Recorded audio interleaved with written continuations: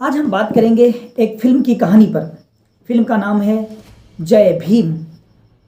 कहानी को पढ़ना क्यों ज़रूरी है और ये वीडियो क्यों बना रहा हूँ। इस वीडियो के जरिए मैं भारत के संविधान के कुछ अनुच्छेदों के बारे में आपको जानकारी दूंगा और उसमें एक सबसे महत्वपूर्ण कानून के बारे में बताऊंगा।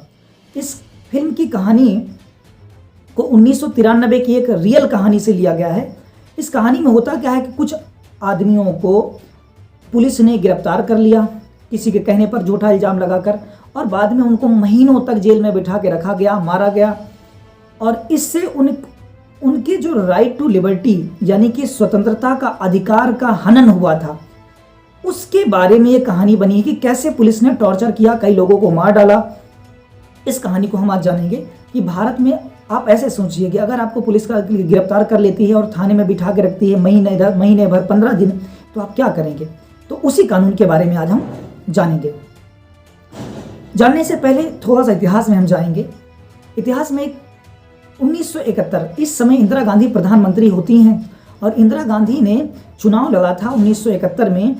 वो सांसद थी कहाँ से, रायबरेली से सांसद थी। लेकिन बाद में ये कोर्ट में ये फैसला हुआ कि इंदिरा गांधी ने धांधली कर चुनाव जीता है। 1971 का मामला इलाहाबाद हाई कोर्ट में चला और इलाहाबाद हाई कोर्ट में मामले में इंदिरा गांधी को दोषी पाया गया और ये करार किया गया कि इंदिरा गांधी क्या हैं, दोषी हैं और इन्होंने चुनाव में धांधली की है।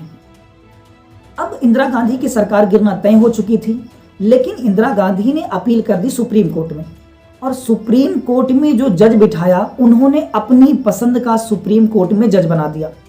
इसलिए वो जो वकील रहा वो डेट पर डेट देता रहा, यानी 1971 से लेकर इंदिरा गांधी को उस जज ने 5 साल तक लगातार डेट डाली है कि डेट बदलता रहा, जिससे कि उनकी सरकार गिरे ना।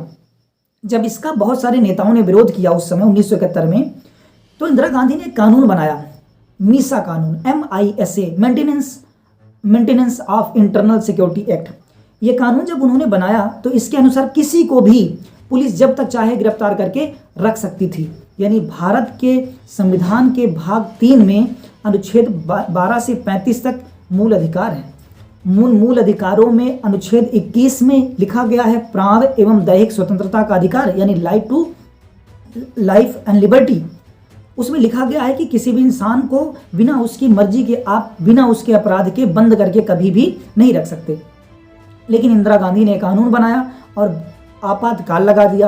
आपातकाल में इंदिरा गांधी ने 40,000 लोगों को जेल में डाल दिया। उसमें जो बड़े बड़े नेता थे, जो उनके विरोधी थे, सबसे पहले उनको डाला, जैसे जयप्रकाश नारायण, अटल बिहारी वाजपेयी, मोरारजी देसाई। उसमें से एक व्यक्ति था, मैं बताता हूँ उसके बारे में। एक व्यक्ति जब वो जेल में था तो उसकी एक लड़की पैदा हुई, तो उस व्यक्ति ने मीसा कानून, MISA, मीसा कानून के विरोध में अपनी उस लड़की का नाम रखा मीसा। आपको पता है वो मीसा कौन है? मीसा भारती, लालू प्रसाद यादव की बेटी हैं। कौन? मीसा भारती। तो लालू प्रसाद यादव ने अपनी बेटी मीसा का नाम इस कानून के विरोध में ही मीसा रखा था। तो इन सभी नेताओं को पूरी तरह से गिरफ्तार करके जेल में डाल दिया गया और मीसा कानून के अंदर बिना किसी सुनवाई के आराम से जेल में रखा जा सकता था। किसी कोर्ट में सुनवाई की जरूरत थी नहीं, क्योंकि सुप्रीम कोर्ट में कौन बैठा हुआ था? इंदिरा गांधी के बिठाए हुए सुप्रीम कोर्ट के मुख्य जज बैठे हुए थे। उस समय सुप्रीम कोर्ट के जज ने संविधान के एक बहुत बड़े कानून का उल्लंघन किया। अब मैं उसकी मुख्य रूप से बात करता हूं। उन्होंने 5 रिट का उल्लंघन किया। आपको पता है संविधान में 5 रिट जारी करने का उद्देश्य है। 5 रिट कौन कौन सी है? पहले नाम बताता हूँ, फिर बताता हूँ रिट क्या होती है। 5 तरह की रिट हैं, आप फोटोज भी देखते जाना। हैबियस कार्पस, यानी कि हिंदी में कहते हैं बंदी प्रत्यक्षीकरण, हम आज इस पर मुख्य रूप से इसी पे बात कर रहे हैं। मैंडमस यानी परमादेश, यानी कि रिफॉर्म पब्लिक ड्यूटी, यानी कि कोई अधिकारी अपना काम सही से नहीं कर रहा तो उसके लिए मैंडमस रिट जारी की जाती है। एक है सरसरोरी, यानी कि उत्प्रेषण, टू बी सर्टिफाइड या प्रोहिबिशन, प्रतिषेध, और 5वीं है को वारंटो, यानी कि हिंदी में कहेंगे इसे अधिकार प्रक्षा। ये 5 तरह की रिट जारी की जाती है।